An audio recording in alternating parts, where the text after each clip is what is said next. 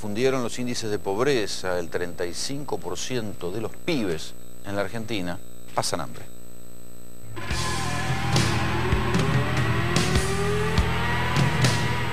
Esto viene en serio. Entendimos la mayoría que esto es un largo camino que nos lleva a una mejora permanente, que terminará algún día con los incluidos en la Argentina, ¿no? Disparo contra el sol con la fuerza del ocaso. Mi ametralladora está llena de magias, pero soy solo un hombre más. Hablemos de pobreza con números de estadísticos. Es el segundo semestre el número que corresponde al 30.3% de nuestro país, alrededor de 12.7 millones de personas, por debajo del 32.2 del primer semestre, o sea, bajó 2 puntos. Veo que viniste a buscar la vianda también. Sí, todas las noches. ¿Sí? ¿Estás en la calle? No estoy en la calle precisamente, pero la situación económica que estamos pasando no me permite comprar la comida. Tengo familia, pero hay veces no podemos comprar la comida, entonces tenemos que recurrir acá. ¿Y tu mujer, tu hijo comieron hoy? Sí, al mediodía sí. Y bueno, hice unos pesos en la calle y bueno, para ellos tengo, pero para mí no. Y acá comúnmente la gente que venimos siempre nos conocemos todos y todos los días aparece gente nueva. ¿Hace mucho venir? ¿Una ayuda? No, hace 2 meses ya, 2 meses, sí. O como quedé en situación de calle y bueno, por lo menos me ayuda esto. ¿Ahora quedaste en calle? Sí, hace casi 2 meses, sí. Y trabajaba en panadería y en la feria también, pero aflojó mucho el trabajo, bueno. Esta va a ser mi primer comida, porque a veces no se come, digamos, en la mañana. Esta noche parece que voy a dormir, porque anoche no dormí. ¿Por qué? Porque hay días que, digamos, que no me alcanza para quedarme, entonces, digamos que me quedo en la calle. Unos días y otros no, estoy sobreviviendo sin un rasguñón, por la caridad de quien me detesta. Esta cifra hay un 6.1 que son indigentes, cuyos ingresos no alcanzan para comprar la cantidad de alimentos suficientes. Y este número está por debajo del 6.3 de la medición anterior. También ha bajado la indigencia. Es importante y de alguna manera un logro haber logrado frenar la tendencia creciente de la pobreza, ¿no? Hoy el 30% de pobreza, seguimos hablando de 1/3 de los argentinos y es una realidad que duele. Muchos argentinos, este cambio de tendencia que hemos logrado, bajando la inflación, empezando a crecer, no lo sienten todavía. Yo veo al futuro repetir el pasado, veo un museo de grandes novedades y el tiempo no para. ¿Alguien del gobierno de la ciudad o algo? No, vino una sola vez acá. ¿Sí? Nos repartió la bandejita y nos dio una bufanda, unos guantes y después no aparecieron nunca más. ¿Dónde dormís vos? En el Banco Galicia. ¿Cuántos años hace que llevas En la calle como 10. Acá, duermo. ¿Acá, eh? Son cosas de la vida. A veces uno elige mal. Extraño un montón de cosas. Pero bueno, ya está. ¿Por qué que te quedás acá en la puerta del banco? En la entrada, acá donde está el cajero, todo. Porque me gusta que tenga una cámara que nos proteja. ¿Contra qué? ¿Qué te puede pasar? Y en la calle pasa de todo. Entiendo que todavía hay gente que no percibe que la Argentina está mejorando. Y el tiempo no para, no para, no. Lo contábamos en el comienzo, se difundieron las cifras de la encuesta permanente de hogares en materia de pobreza y ahí está la discusión esta, si bajó, si subió. Para mí, a esta altura del partido, es una discusión cosmética, poco importante. Lo importante es que la cifra de pobreza, que ronda desde hace un tiempo largo el 30%, no ayudó precisamente el primer tramo del gobierno de Mauricio Macri, sino que fue un balde de nafta sobre la pobreza, pero la cifra que a mí particularmente más me inquieta por su consecuencia a futuro es que el 35% de los niños están en la pobreza, están teniendo problemas de alimentación, están teniendo problemas severos para su futuro. Daniel Menéndez es de Barrios de Pie, una organización social que además de pelear por los planes sociales para la gente que está en malas condiciones, hacen varios relevamientos algunos de ellos hemos laburado juntos sobre el deterioro de la calidad de alimentación. ¿Coincidís con estas cifras? ¿Ves que está subestimada? ¿Cómo la ves vos? Sí, las cifras son gravísimas, ¿no? La verdad que a veces uno, ante el intento de algunos funcionarios de plantear que hay una desaceleración, un cambio de tendencia, digamos, es muy cínico, ¿no? La verdad que hay que poner sobre la mesa lo que vemos todos, que hay un deterioro muy grande y sobre todo no se ven políticas públicas que uno sienta que puede haber un impacto. Bueno, si te tuvieras que correr por un día o por un tiempo del lugar de la protesta y pasar al lugar de la gestión, ¿qué harías? Nosotros, bueno, hemos hecho una ley de emergencia social. Posible, no me digas que es una expresión de deseo. No, hemos hecho una ley de emergencia social que el gobierno tardó en aplicar, recién ahora se está empezando a implementar. Creemos que hay que generar empleo, acá hay un mercado laboral que... ¿Pero cómo? Bueno, hay que empujar el empleo que ya existe, que una buena parte de los argentinos se crea, ¿no? A partir de estar por fuera del mercado laboral, hay que acompañar ese proceso y hay que atender a los chicos. Acá no alcanza con la asignación universal por hijo, que ha sido un piso importante, porque hay problemas de malnutrición. Acá la gente no le alcanza para comer. Hay familias que no alcanzan. Comen mal, y comen harinas, y comen dulces, y te engordan, como hemos visto en cantidad de notas. Efectivamente, allí nosotros creemos que hay que pensar una propuesta de política alimentaria, hay que educar en términos de lo que se necesita para alimentarse y sobre todo hay que volcar recursos, hay que resolver el problema del hambre. Acá ha habido una gran hipocresía cuando se planteó la pobreza cero con una estrategia marketinera berreta que no tiene ninguna, en el corto plazo, efectivamente, una viabilidad posible. Ahora, la indigencia, el hambre en la Argentina se puede resolver. Acá simplemente se necesita que el Estado intervenga de manera fuerte y acompañe a través de los movimientos sociales, de la iglesia, de los comedores escolares. Rápidamente se podría haber un shock de inversión sobre los comedores escolares para mejorar la dieta y atender allí a una población importante de argentinos, sobre todo chicos. ¿Es mucha plata eso? Para nosotros es una inversión, pero es absolutamente necesaria. Si no, ¿cómo no vamos a poner en primer plano ante este escenario que uno ve cotidianamente, que se agrava y que no se termina de resolver porque las inversiones no llegan, porque el mercado interno está complicado?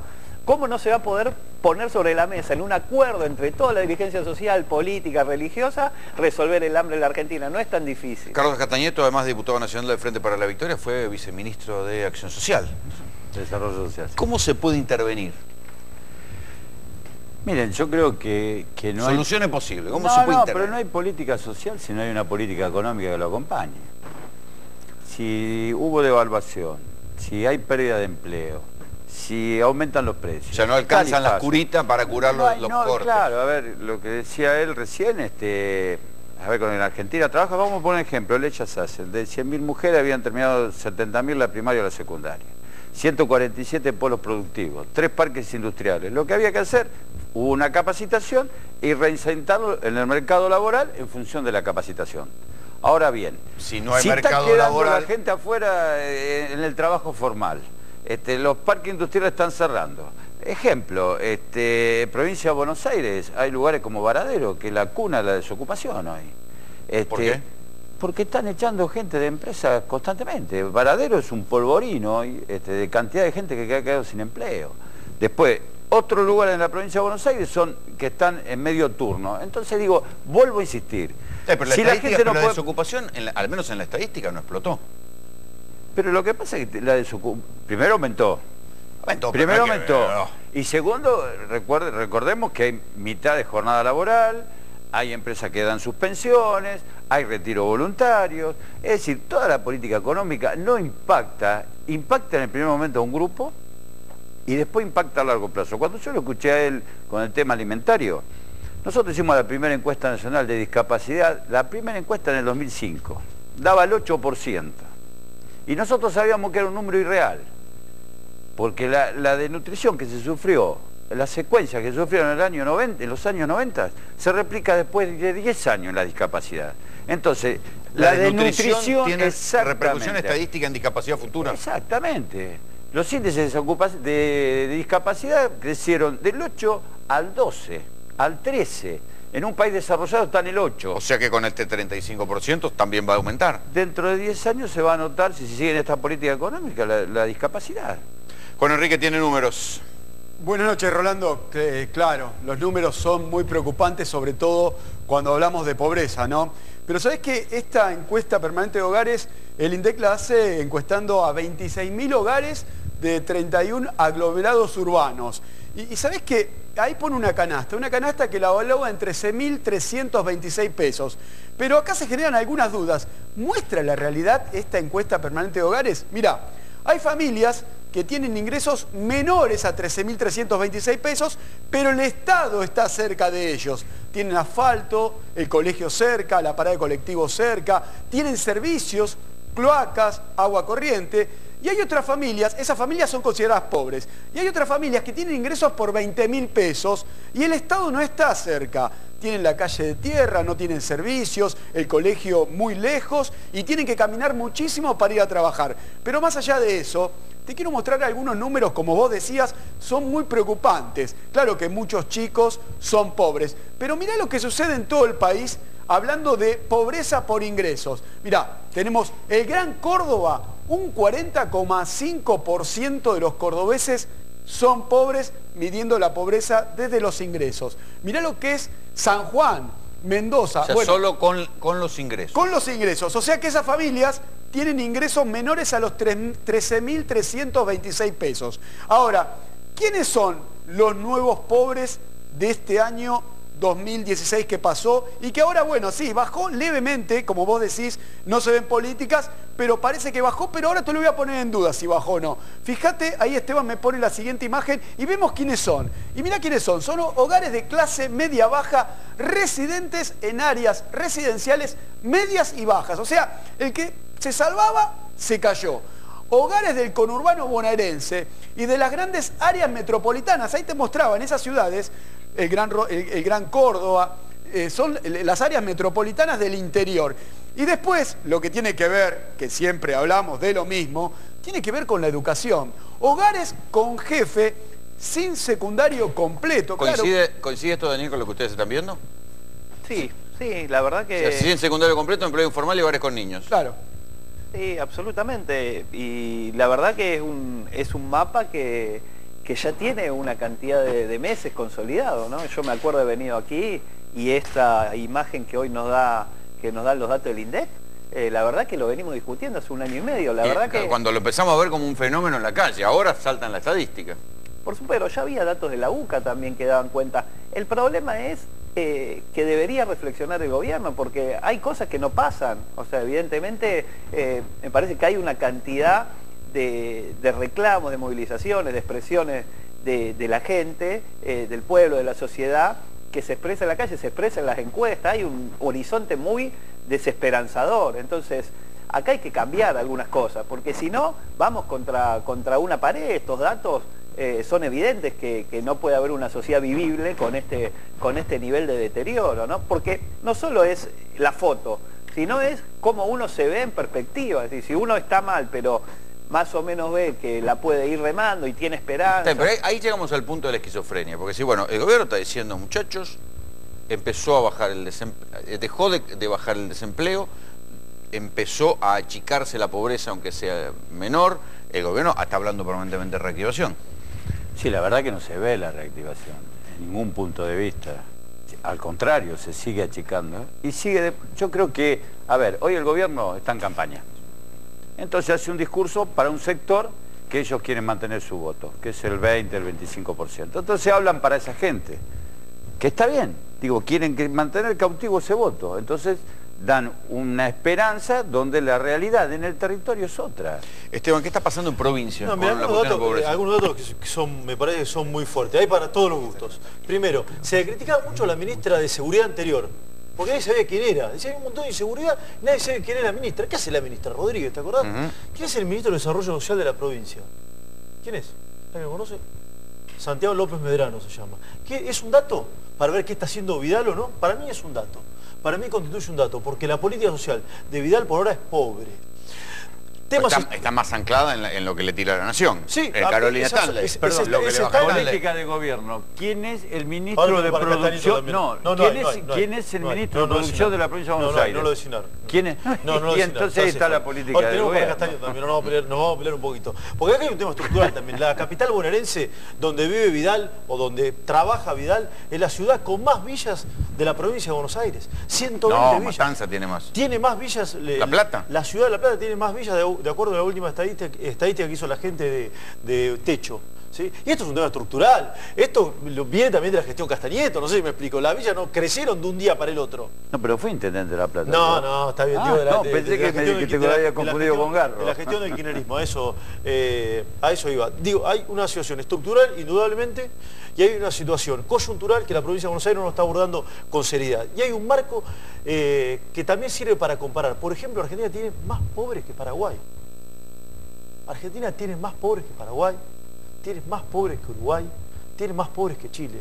La pobreza en los últimos 10 años... Pero los paraguayos vienen para acá a laburar. Entonces, si midemos por los ingresos, hoy todos los docentes, los 300.000 docentes de la provincia de Buenos Aires son pobres. Bueno, me parece que hablando de medición, ustedes que pero digo, mucha la verdad, medición, no, yo no estoy hablando de medición, yo te digo, si medimos la pobreza, como decía acá el compañero que está informando, a través del ingreso, los docentes y un montón de trabajadores activos hoy, con la canasta básica en 13.000 pesos... Sí, 9.000 es el salario mínimo. Bueno, entonces son pobres. Sí.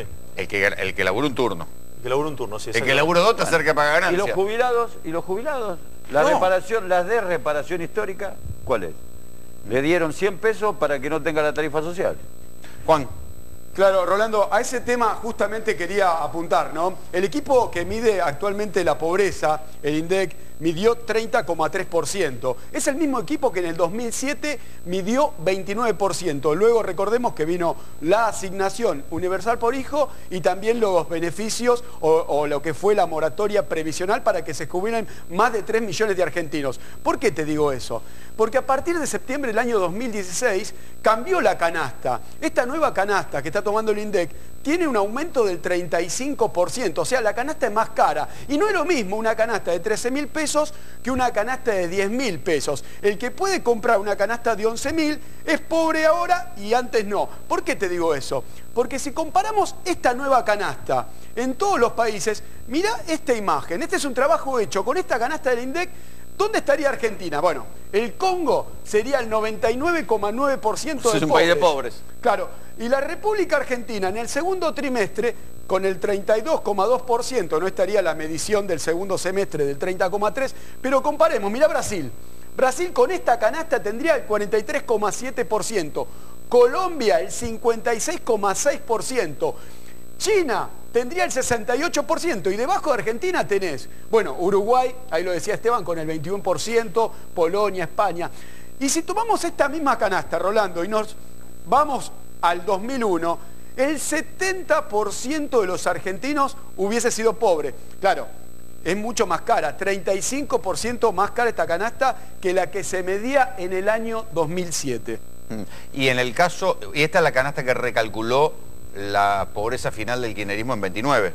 Mira, esta canasta fue cambiada en septiembre del año 2016. Recordemos que el kirchnerismo en los últimos años no tenía números de pobreza. Había un vacío en la medición. Bueno, porque decían que no podían, hacia el famoso descalce. ¿Te acuerdas que decían el método de Moreno contra el método Kicillof? Y entonces dijeron, bueno, no, la pobreza es estigmatizante, mejor no la medimos más. Que quede claro, Rolando, que no teníamos un 5% de pobreza y mucho menos teníamos menos pobres que Alemania, ¿no? Pero la realidad muestra claramente que hoy la medición del INDEC es real, es exigente. Bueno, vemos la realidad. No sé, porque hay algunos que están diciendo que la ponderación de la energía es muy baja en esta medición. Acordate que ha habido acá economistas que decían, bueno, están diciendo que solo los aumentos eléctricos impactan en un 0,8 en las casas, cuando el costo de la energía, por ejemplo, empieza a ser un costo y algo que te tenés que acordar de pagar a fin de mes. Lo que pasa es que ahí estás hablando ya de inflación de costos. Cuando aumenta la energía, arrastra otros precios, aumenta la inflación, aumentan los alimentos y ahí aumenta la pobreza. Y lamentablemente en febrero la inflación rebotó y eso se refleja claramente en las cifras de pobreza. ¿Qué podría hacer el gobierno? ¿Podría hacer algo? O desde el Ministerio de Desarrollo Social, ¿cuál sería Daniel dice que hay que repartir comida. ¿Qué se puede hacer? No, yo digo que el gobierno tiene que tener sensibilidad y gobernar para todos. Ellos dicen que tienen. Bueno, están por eso vuelvo a insistir. Hay incluso políticos opositores que dicen que labura bien. Por eso, a su estilo deben de ser sensibles, pero la verdad yo no lo veo en ninguna de las leyes que votamos el año pasado en el Congreso. Ninguna fue restituir derechos, fue emergencia social. Derecho. Para mí la emergencia social, primero estaba hecha desde el año 2002, desde 2001 que está la emergencia social, y la emergencia de salud, y la emergencia económica, en todos los presupuestos. La verdad que para mí fue una ley que no tuvo sentido votarla. Ya estaba votada en la ley de presupuesto para este año. Por eso está el programa de emergencia alimentaria, por eso está la emergencia de salud, por eso está la emergencia económica. Se está hablando de que el gobierno ahora va a poner un montón de plata que se va a reactivar el consumo, al menos incluso vía planes. ¿Es así? ¿La plata llega o no llega? El problema es que primero lo que habría que poner en primer plano es la generación de empleo. Parece que eso es lo que uno, uno no ve. Por ahora. Porque el problema es que si no vamos a estar... O sea, en la Argentina evidentemente había un fracaso de los programas sociales, de los planes, porque no paramos de aumentar los programas vinculados con los distintos planes sociales desde Alfonsín a la actualidad. La mala noticia es que habiendo dólar barato nunca hubo generación de empleo. No, absolutamente. Mirá la historia para atrás. Hay un problema evidente de la política económica que, más allá de las posibilidades de la política social de generar algunos esquemas de contención, necesitamos que se empiece a generar algún esquema de laburo, por lo menos que derrame hacia las changas, hacia el empleo informal, y que no haya un derrame al revés, digamos, porque ya aquí no hay un derrame donde hay un consumo que derrama en generación de cierta... no, hay succión para arriba. Exactamente, la clase media está peor y eso hace que restrinja gastos y que por tanto genere menos movimiento que los que están en una situación más difícil no pueden subsistir o generar esquemas que permitan por lo menos arrimar un poquito más la llegada a fin de mes, ¿no? Entonces todo ese contexto está enmarcado en lo que uno ve que no le aciertan a la política económica, no le aciertan a generar empleo, y la verdad que eso es un escenario que uno ve con preocupación.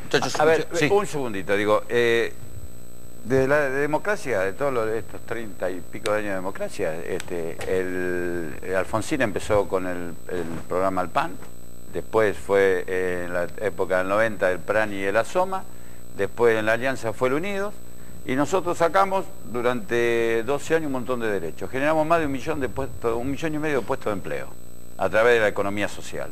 Ahora bien, si vamos a importar la ropa blanca, si vamos a importar lo que pudimos capacitar, si vamos a parar los planes de vivienda, digo, es imposible que ninguna política social, digo, por eso digo, una cosa es un plan y otra cosa es un programa, es muy técnico. Una es una capacitación y otra cosa es dar un plan.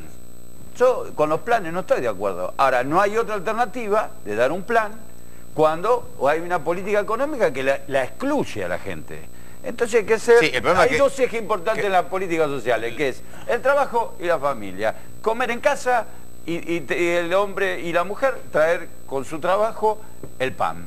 Entonces, si no hay trabajo genuino y se están cerrando las fábricas y la economía es solamente para CEOs, estamos muy mal en este momento y vamos a ir incrementando la pobreza lamentablemente, y que cuando se generaron... Si no me gusta hablar de clase, pero vamos a decir, cuando asumimos había nuevos pobres, después dejamos una nueva clase media. Hoy esa nueva clase media forma parte del 33% de la pobreza, porque no puede asumir la canasta básica el que alquila, paga los servicios.